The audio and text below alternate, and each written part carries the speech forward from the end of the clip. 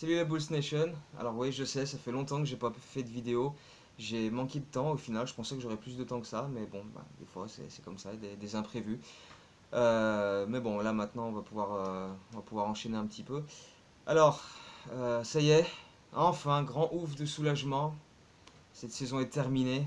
Qu'est-ce que ça a été pénible. Oh, c'était affreux, hein, c'était affreux à suivre toute la saison. On a fini avec un bilan de 27 victoires, 55 défaites. Parmi les pires attaques, parmi les pires défenses, la pire adresse au tir, la pire adresse à 3 points. Pas la pire, mais dans les pires, quoi. Dans le genre le top 3, top 5. Dans toutes ces catégories-là, on a été vraiment, vraiment vilain. Euh, et donc voilà, 27-55 à égalité avec Sacramento. Et donc il y a eu ensuite, vendredi dernier, tirage au sort entre les deux équipes pour savoir qui choisirait en premier à la draft si le classement ne bougeait pas. Et donc c'est Chicago qui a gagné ce tirage au sort. Ça veut dire que si, quand il y aura la loterie, Chicago et Sacramento ne bougent pas au niveau du classement, donc il reste 6 et 7e, et bah c'est Chicago qui passera premier parce qu'ils ont gagné ce tirage au sort. Donc voilà, la loterie qui aura lieu le 15 mai à Chicago. Peut-être un signe, on ne sait pas, on verra bien à ce moment-là. Et donc, en attendant cette loterie, je voulais faire un petit bilan joueur par joueur de ce qu'on a vu cette saison. Alors par contre, je ne vais pas faire tous les joueurs sur cette vidéo, j'en ferai plusieurs parce que ça risque d'être assez long. J'ai pas envie de faire une vidéo qui dure 3 quarts d'heure. Donc, on va faire petit à petit. Je vais en faire 4-5 là, et puis j'en ferai d'autres dans d'autres vidéos. On va commencer par Jerian Grant. Ah, ça démarre fort. Grant qui a quand même débuté la saison dans le 5 de départ, puis qui a perdu sa place, puis qui a perdu sa place de deuxième meneur, donc au fil de la saison, parce que bah, tout simplement il a rien prouvé. Sa progression a été nulle, quoi. Il a rien fait de mieux que la saison précédente, je trouve. Notamment dans sa gestion de l'attaque, de la mise en place des systèmes, euh, d'organiser les choses, quoi, de faire en sorte que la balle tourne, quoi. Et du coup, c'est à se demander si son poste, son meilleur poste, c'est pas arrière, quoi, de jouer en deux. Parce qu'il a parfois joué en deux, notamment en fin de saison, avec Payne en meneur ou avec Arcidiacono en meneur. Et il a réussi quelques trucs. Bon, après, quelques paniers en attaque, voilà, en attaquant le cercle, mais voilà. C'est les seuls moments où il a montré quelque chose d'intéressant. Bon, le problème pour lui, c'est qu'il y a beaucoup de monde au poste 2, on aura le temps d'en reparler. Donc, bon, j'ai rien de grand. Hein, pas terrible, pas terrible, hein, on va vite passer. Euh, il a perdu sa place de deuxième meneur face à Cameron Payne. Oh, Cameron Payne, il a joué que 25 matchs, il a plus prouvé que Jalen Grant cette saison, c'est quand même incroyable. C'était pas gagné en début de saison, ça, hein. Personne ne l'annonçait, hein. Et Cameron Payne qui est arrivé donc fin de saison dernière, qui a joué quelques matchs, on s'est tous foutu de sa gueule parce que c'était franchement dégueulasse. Et puis il s'est blessé au pied, il a loupé toute l'intersaison à jouer avec les autres, etc. Il s'est blessé au pied pendant la Summer League et il est revenu que en février, quoi, au moment de la coupure All-Star. Donc, mais il a joué que 25 matchs et pourtant voilà, il a plus prouvé que Grant. Il a montré de meilleures choses dans la création, euh, une sélection de tirs, allez, pas trop mal, même si bon, parfois, un peu comme beaucoup, ça s'est un peu emballé.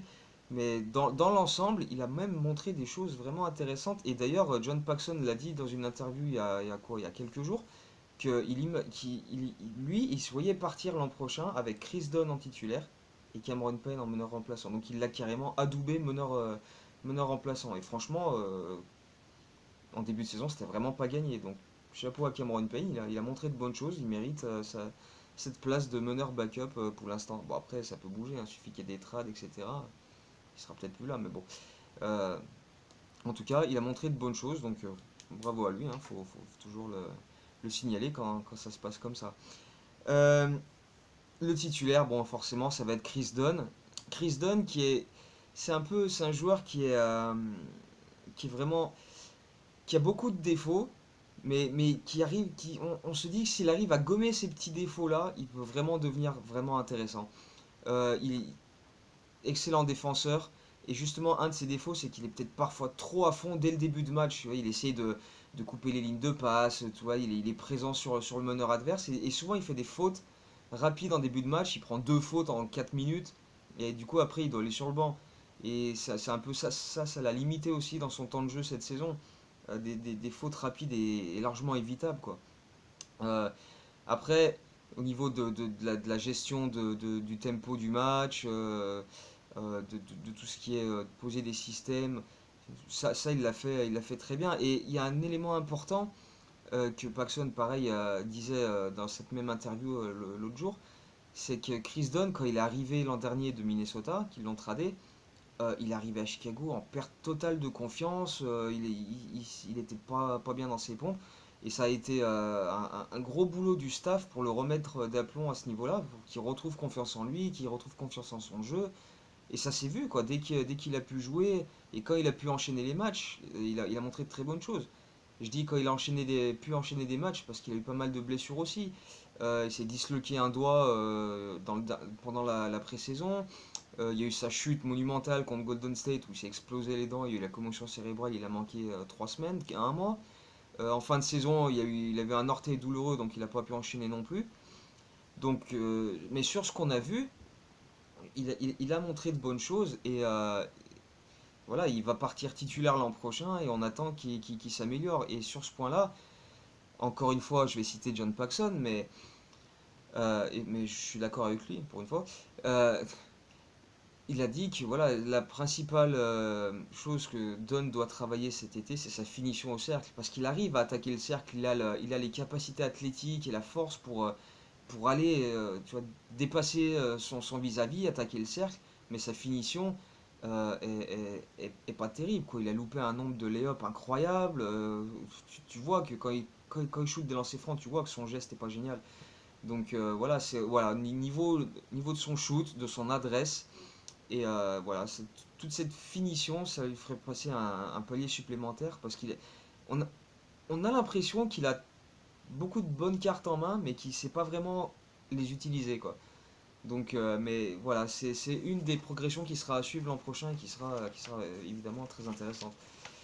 Donc, je suis parti chez les meneurs, je vais continuer sur les meneurs. Arcidiacono, bon, bah, le truc, c'est qu'il a plus joué en G-League qu'autre chose, même s'il a fait une bonne saison. Il a fini dans le top 5 voire top 3 des passeurs, je sais plus.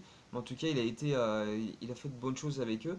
Il a retrouvé après l'effectif principal une fois que la saison de G-League était finie. Donc il a passé les 2-3 dernières semaines avec les Bulls et il a enchaîné les matchs. Bon, après, c'est peut-être le manque d'automatisme ou quoi, mais on l'a vu assez hésitant. Il n'a pas montré grand-chose.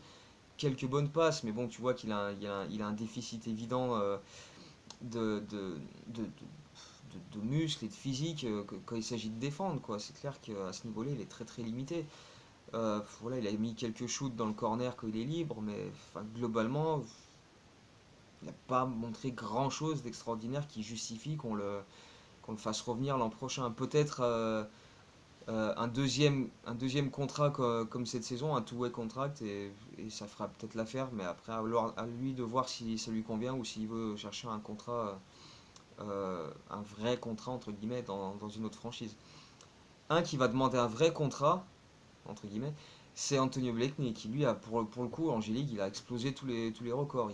Il a tourné à 32 points de moyenne, ce qui est le record de l'histoire de cette ligue. Dans le meilleur 5 des rookie de l'année, lui pour le coup il a fait des débuts fracassants dans cette ligue. Et quand il a joué avec les Bulls, il a montré des bonnes qualités athlétiques, super slasher pour attaquer le cercle. Par contre niveau shoot, bah, c'est pas spécialement un super shooter, on va dire que c'est pas sa qualité première. Il peut scorer en attaquant le cercle, en allant en post-up un peu, parce qu'il est quand même assez costaud. Mais par contre, au niveau de sa sélection de shoot, je pense qu'il peut largement s'améliorer. Après, voilà, est-ce qu'il sera encore là l'an prochain? Lui, il va sûrement vouloir euh, demander un contrat normal plutôt qu'un two-way. Les Bulls vont peut-être lui proposer un deuxième two-way. Ça reste à déterminer, sachant que on a Sean Kilpatrick qu'on a signé en fin de saison, qui est un peu le même profil. Un joueur capable de s'enflammer sur des courtes séquences de 3-4 minutes où il rentre tout. D'ailleurs, c'est ce qu'il a fait. Kilpatrick, il a joué que 9 matchs Et en sortie de banc, il a mis des cartons. Il a fait 3 matchs de suite à 20 points minimum. Mais voilà, ces deux joueurs-là, euh, s'ils rentrent rien, s'ils sont maladroits sur certains matchs, bah, ils deviennent vite inutiles, quoi, vu que leur défense est quand même pas extraordinaire, surtout Kilpatrick. À la limite, Blackney, il a le physique pour essayer de tenir un peu des arrières adverses, mais sinon, ça reste assez moyen, quoi. Donc, à voir. Je pense qu'il y en a un des deux qu'on ne devrait pas garder, parce qu'ils ont des profils similaires. Donc, je pense que, vu qu'il y a quand même pas mal de monde à l'arrière, ça risque d'être difficile de garder tout le monde. Je pense qu'il va falloir faire un choix entre Blackney et Kilpatrick. Moi, perso, je partirais sur Blackney, puisque peut-être plus fort potentiel à terme, et puis contrat moins cher pour le moment. Donc, après, bon, ça c'est que mon avis à moi. Il faudra voir ce que les Bulls, ce que Paxson et Foreman décident de faire. Donc voilà, là on a fait, bah, tu vois, je pensais en faire 3-4 et j'ai déjà fait 6 joueurs. Mais histoire de garder un peu, tu vois, ça fait déjà 10 minutes, 11 minutes de vidéo, donc on va étayer ça sur plusieurs vidéos, histoire de pas faire une grosse vidéo de 30-40 minutes. Donc voilà, alors je referai une vidéo plus tard pour parler d'autres joueurs, et puis voilà, on continuera à faire d'autres vidéos d'ici la draft. Et puis voilà, on se voit à la prochaine vidéo. En attendant, hein, mettez des likes, inscrivez-vous, faites tourner, appelez vos potes, tout le monde, et dites que ce qui se passe ici, c'est quand même bien cool. Donc voilà, on se voit à la prochaine vidéo. Salut et comme toujours, Go Bulls.